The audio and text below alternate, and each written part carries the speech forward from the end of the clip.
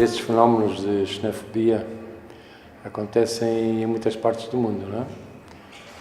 Independentemente do nível de desenvolvimento dos países, dos continentes, etc. Existem expectativas que foram criadas e que depois não foram acontecidas e que as pessoas procuravam e tinham ansiedades e vontade de beneficiar um conjunto de aspectos futuros que depois não aconteceram. O sistema político sul-africano tem fortes questões internas de partidos, dentro do próprio ANC, entre regiões sul-africanas, entre os dois principais grupos étnicos nacionais sul-africanos. Portanto, a África do Sul, pós-Mandela, criou-se uma grande expectativa de uma nova África do Sul, mais avançada, mais igual, com mais oportunidades para o povo sul-africano, e o que aconteceu não foi bem isso, não é? Aconteceu que houve realmente certas alterações do sistema político anterior em relação ao apartheid, mas a verdade é que a maioria da população não se beneficiou desse processo, não é? De maneira que o sistema político sul-africano está muito descredibilizado, não só internamente perante o seu povo, como externamente também, não é? E isso agudizou-se muito mais da mudança de Mandela para Zuma, não é?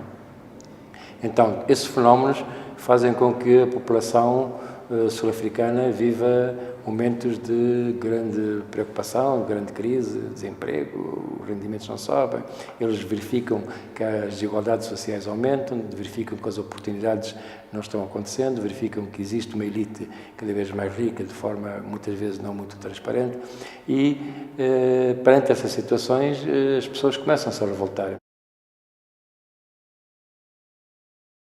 Já houve 2 ou 3 momentos chamados de xenofobia, isto é, de recarregar sobre os estrangeiros, independentemente da cor da pele, tanto dos ofensivos como dos abrangidos negativamente pela xenofobia, que afetam em primeiro lugar os estrangeiros. Porquê os estrangeiros?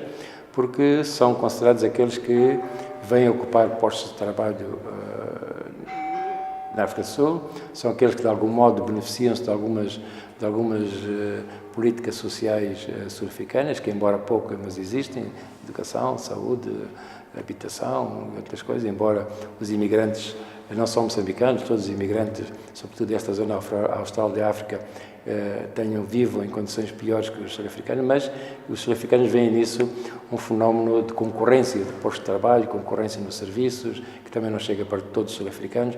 Então, quando isso acontece, existe esse tipo de fenómenos xenófobos. Isso acontece muito em França, acontece muito também em alguns países árabes, países africanos, nos Estados Unidos de forma mais branda, mas também acontece. E mesmo aqui em Moçambique, existem sentimentos nacionais relativamente a estrangeiros. O caso concreto dos nigerianos, não é?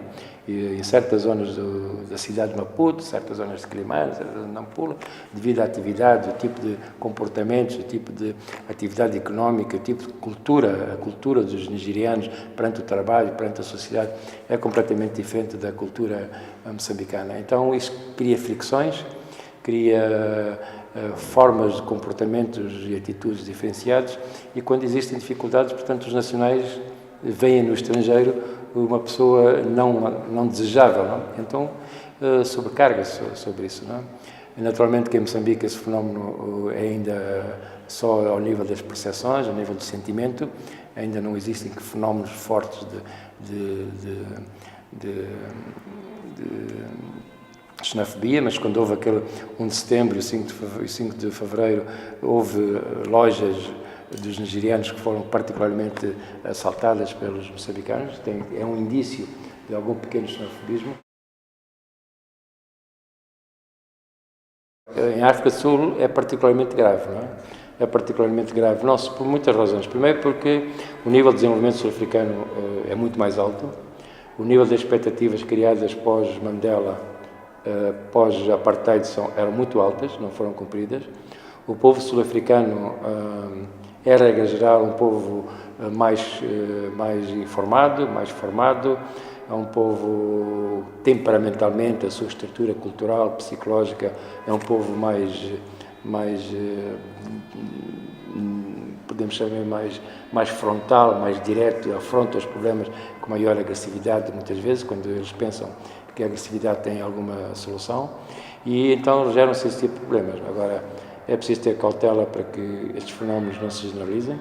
Aqui em Moçambique já houve manifestações na Sazol, em Tete, embora de uma forma pacífica, ordeira, organizada, mas não quer dizer que no futuro as coisas não se possam resvalar para situações mais conflituosas, mais agressivas, etc. Não? O que é que isto quer dizer? Quer dizer que a razão de fundo e estrutural é resolver os problemas dos pobres, é resolver o problema da acessibilidade ao emprego, da renda das pessoas, sobretudo dos trabalhadores industriais, dos trabalhadores mineiros, que são aqueles que estão mais organizados, mais juntos, são mais explorados, têm um trabalho mais forçado, e são aqueles que mais diretamente sentem esse problema também, porque é nesses sectores, mineiro, indústria, onde existe mais concorrência de trabalho por parte de estrangeiros.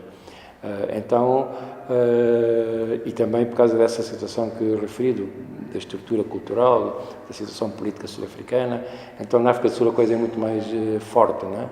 Do que noutros países à volta.